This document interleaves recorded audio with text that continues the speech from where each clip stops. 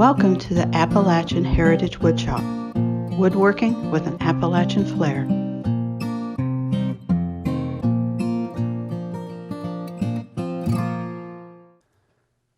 This is Jerill Vance with the Appalachian Heritage Woodshop. Today I want to talk to you about slab identification and pricing. What is the difference between a walnut slab that's sold at a flea market for $50 and a walnut slab that is displayed in a showroom with a price tag in excess of $1,000 and sometimes $2,000? As you can see, there's a big discrepancy there, so there is a need to educate the consumer, the woodworker, or any small business that is just entering the slab market. I'd like to acknowledge the institutions, the businesses, and the individuals that have compiled the information, created a formula and a spreadsheet that will make it easy for individuals to comprehend a fair market value of a slab. The first would be the WERC, which is a Wood Education and Resource Center, located in Princeton, West Virginia, which is my home state. The Wood Education and Resource Center is there to provide educational opportunities for the hardwood forest product industry. So any business east of the Mississippi River has access to this facility and the knowledge and the information that they have. Also like to acknowledge North Carolina State University Wood Products Extension, the Forest Biomaterials Department, College of Natural Resources, and specifically Dr. Harry Watt and Phil Mitchell. Dr. Harry Watt is the one that has compiled the information and created the spreadsheet that we'll be discussing later in this video. That information came from businesses in the slab industry in North Carolina. And specifically, those are Bucky Black with Resource Wood, Daniel Wayne with 3C Forest Products, Dean Kerfman with Oak Hill Iron and Wood. Some people know him as a Big Blue Hammer. And then also Scott Smith with Whispering Pines Farm. Now I know Bucky Black, Dean Kerfman, and Scott Smith have a slab mill, they have a kiln, and they have a showroom. So they mill the slabs, dry the slabs, and then they sell the slabs as well as create a final product and sell the final product. So these businesses have been doing this for several years and they have a great deal of experience and knowledge. So they contributed most of the information to North Carolina State University, specifically Dr. Harry Watt, and he compiled this information and put it in a slab identification system and a slab pricing formula spreadsheet. So let's look at those. But first thing we want to do is identify what is a slab. Now before I start with the identification process of a slab, let's look at the definition of a slab. So a slab is cut from a log and it is a minimum 8/4 thick, that's 2 inches thick, and has live edge or bark on at least one edge. Now this is a definition of a slab. As you can see, it does have straight edge on it, but it does have bark or live edge on sections of it, and it is 8/4 thick. So this is small, but this is the definition of a slab. Now, when you go to market a slab, you will need to know how many board feet are in the slab. And it's very difficult to calculate when you have live edge on both sides.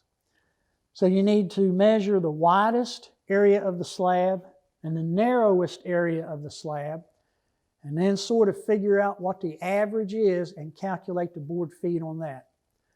Most businesses, when they market a slab, they will tell the consumer or the woodworker the widest, the narrowest, as well as the board feet. Now most mills, when they produce a slab, they will cut the slabs thicker than 8/4.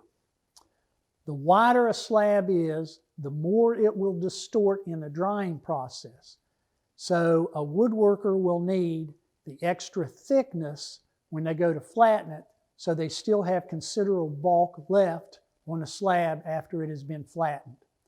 So if you are milling slabs, most mills will mill at 10/4 up to 16/4 or even thicker depending on the width of the slab. So now that we've defined a slab, it is a minimum 8/4 thick and live edge on at least one edge of the board. Now let's look at the slab fabrication process. When you start with a slab, from the very beginning to the final product, it goes through 5 different stages. Each one of these stages requires time, experience, and equipment in order to achieve that level. So in identifying slabs, we look at the 5 different levels the slab goes through, and that helps us to recognize the value of the slab. So the first level of the slab is a slab that is called a green slab, or one that is direct from the sawmill. Some people will call it a wet slab. Now, each one of these levels, I'll tell you what the condition is of the level, as well as what the use is of that particular slab. So the first level is a green slab from the sawmill, and the only woodworking use for that slab is to air dry it or properly kiln dry it. It is not good for any other use. Now I know there are a lot of farmers that will take a green slab and use them for hog pens or dividers in a barn or something, but from a woodworker's perspective, a green slab is only good to be air dried or ready to be properly kiln dried. Now, if the slab is cut from what's called a dead green log, in other words, a standing live tree cut and then immediately milled, then the moisture content in a green slab can exceed as much as 100% moisture content. So that's why a green slab, from a woodworker's perspective, is not good for any use other than air drying or kiln drying. So now let's look at level 2 of the slab identification system. Level 2 in the slab identification process is a slab that has been properly air dried. The U.S. Forestry Service says for my area, West Virginia, the minimum moisture content that I can get by air drying is 12%.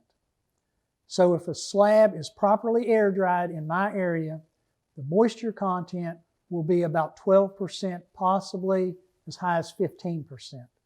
And again, this is not just the surface, but this is all the way to the core. So 12 to 15% moisture content for a slab that has been properly air dried in my area. Now, what is the use of a slab that has been properly air dried? It is ready to be used for anything outdoors. You can fabricate a bench or a sign or something of that nature that's going to remain outdoors. If you're going to use it for anything other than outdoors, then it needs to be kiln dried. And that leads us to level 3. Level 3 in the slab identification process is a slab that has been properly kiln dried. Now again, for my area, which is West Virginia, the U.S. Forestry Service recommends that wood that will be used inside a controlled environment, inside a residential house or inside a commercial building, they recommend that the moisture content be between 6 and 8%. And again, that is not just the surface, that is all the way to the core. So for a properly kiln-dried slab, the moisture content for my area needs to be about 8%. Some slab manufacturers and dryers will allow it to be a little bit higher, like 9%. So a properly kiln-dried slab is ready to flatten if there are no bug activities or no evidence of any bug on the slab or in the slab. If there is any bug activity, any larvae or bug holes, then that slab needs to be heat treated. So again, level 3 is a properly kiln-dried slab. If there is no bug activity, then it is ready to flatten. If there is suspected bug activity, then it is ready for level 4, which is heat treated. So now let's look at level 4. Level 4 on the slab identification process is a slab that has been properly heat treated. That means when it was in the kiln at the end of the drying cycle, the temperature was elevated for about 135, 140 degrees, depending on the moisture content, for a minimum of 24 to 48 hours. That allows the core temperature to elevate high enough to kill any bugs or larvae that is in the slab. So level 4 is a slab that has been properly heat treated to kill any insects, and that slab is now ready to flatten. And flatten is the last process. So let's look at level 5, flattening. Level 5 is flattening a slab. Now there are several different ways to flatten a slab, but they all produce the same result. You want a top surface and a bottom surface to be flat and parallel with one another.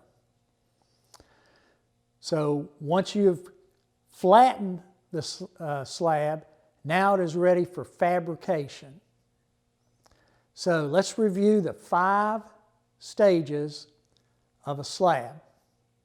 You have the first stage, which is a green slab, fresh from the sawmill. You have a second stage, which is air dried.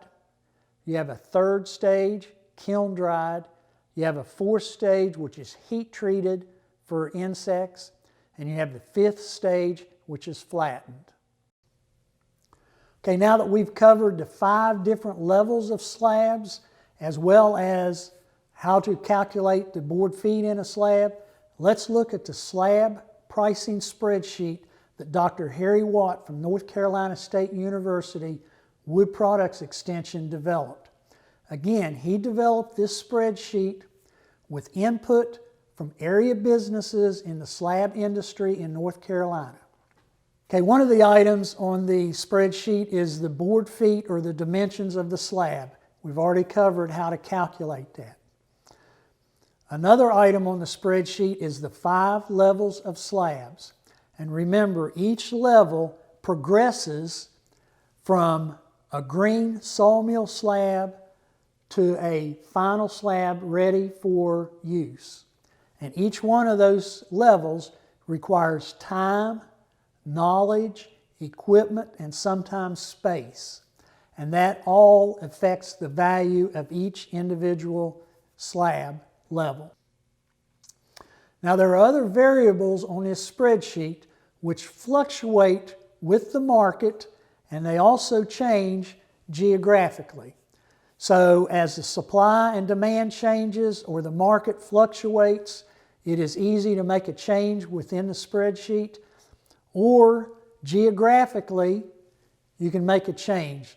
Some species are more valuable in one area of the country than they are in another area of the country. And that's taken into consideration in developing this spreadsheet. So the first variable, which is one of the more obvious ones, is the species of the slab. Now what Harry has done is he has given each species a factor. Now the lower, more common slabs are given a lower factor. Pine and poplar is given a factor of 1 or $1. Red oak, a greater quality red oak, is given a factor of 1.5 or $1.50. Cherry is given a factor of 2 or $2. Black walnut is given a factor of 4 or $4. This species factor changes the overall value of the slab at the end of the spreadsheet. Now there's another variable that is very important in the slab industry, and that is called slab style factor. Again, this was developed with information from businesses in the slab industry in North Carolina. So some of the slab style factors would be a grain, a very beautiful abnormal grain such as a crotch, a burl, curly, bird's eye, a nice feather grain. Any grain that is eye-catching will drive the value up. Then you also have worm or insect activities, and perhaps the most common would be ambrosia maple. Nice coloration in the grain from the ambrosia beetle. You also have wormholes, would be another example of some of the insect activities. Then you have knots and limbs within the slab. Now there's several different kinds of knots, so the size and placement of the knots and the grain around the knots, all of these contribute to the eye-catching appeal of a slab. You also have mineral stains or spalting, which is the decaying process. Then you have the overall shape of the slab, or the shape of the edges, and of course the size. These all affect the value of the slab. So again, there are 3 style factors in determining the value of a slab. Now don't get hung up on the nomenclature. It's very simply called A, B, and C. So let's look at the style factor A. This would be a slab that has the most eye-catching appeal, a lot of character, a lot of wow factor. This is the slab that when a customer comes into the showroom, that is the first one they see and migrate to. So it would have the top value. It would be very appealing to someone interested in slabs. At the other end of the spectrum, you have style C. And this is a very boring, bland, straight-grained, no irregular shaped slab. So it has a lower value. And then between A and C you have B. B is a good-looking slab. It has some of the elements that are found in style A, but not a lot. So again, the 3 style factors, A, B, and C, with A having the most eye-catching appeal and C being the most bland. Now let's look at an example of each one of these. Now for this video, I just brought in some very small slabs that I have, some that's easy to carry in so I don't have to use any equipment or anything to haul it in. So this is a small slab, but as you can see, it is very straight-grained, very bland. It does have a split or a check here, and it does have one little knot.